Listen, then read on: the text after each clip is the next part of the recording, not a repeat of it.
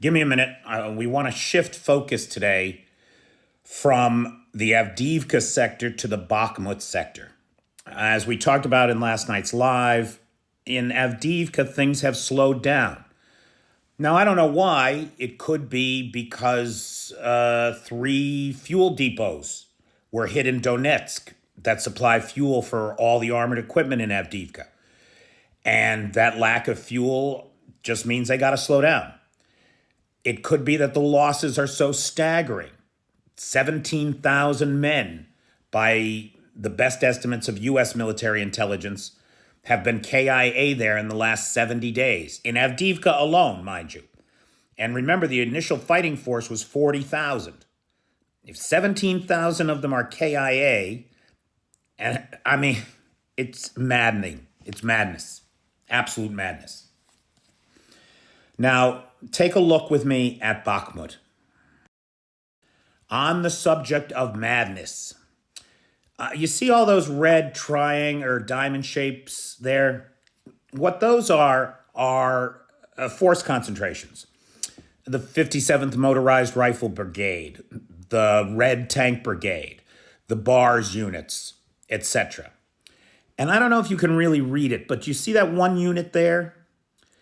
That's the Shoigoist V company. Storm V. Now, you've heard of Storm Z. That's Z for Zek, or prisoner in Russian. And those are the penal units, right? The Shoigoist Storm Z, or penal units. The cannon fodder from the jails and prisons of Russia that get fed into the meat grinders.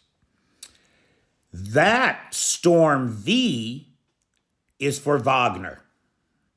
Wagner is back, reconstituted in some way. Now, of all the companies and all the divisions and regiments and brigades and battalions that are here, that is the only Storm V that I could find. That's now where we get that information is from Ukrainian military intelligence. So it's hard to say that it's accurate, right? There are going to be mistakes. Some of these other groups could be Storm V. Some of these other groups or other Storm V groups may not have yet been identified. But there's a high degree of confidence there's at least one Storm Z company or Storm V company, Wagner company, that's been reconstituted and redeployed to Bakhmut. And that high degree of confidence comes from a number of prisoners that were captured, some of whom were known Wagner fighters and who have confirmed the presence of a Wagner group in the area. So it appears as though Wagner is back. Now, for anybody who's been watching, you may notice that a bunch of these companies here are new, that a bunch of these have just been moved into the area.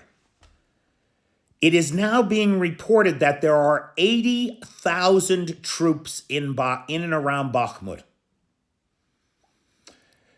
In addition to the Storm V group down here around the heights, around Klivshivska and around the railroad tracks, there's also an Akhmat battalion.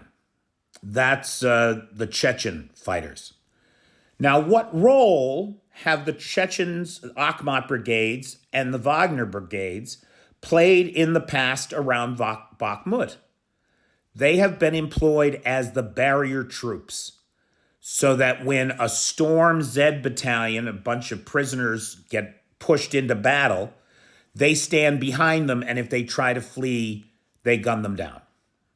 Right? That's their job as enforcers. And it's my guess, given that there are so few of them, and this is just a guess, this is me speculating, that given the fact that there are Akhmat and Wagner there, that's why it's been so heavy around Klivshivska, that they've been pushing and pushing and pushing and standing behind those troops, ready to take them out should they dare to retreat. So this is what's happening up in Bakhmut. There's a huge force concentration that's been moved in. There appear to be Wagner and Akhmat brigade folks there. It could be that we're going to see things ease up in Avdiivka, as after 70 days and huge losses, there has been no progress. And it could be that the energy gets turned toward Bakhmut. It certainly would appear that way. They have been pushing, not just in the south here, where they've been pushing for at least a month with no gains. But now they're turning their attention, and there's new pushes being made up north here on the way to Cheziv Yar, right about there.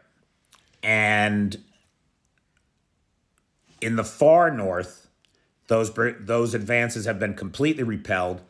But right just about here, the Russians have recently advanced about a kilometer and a half maybe.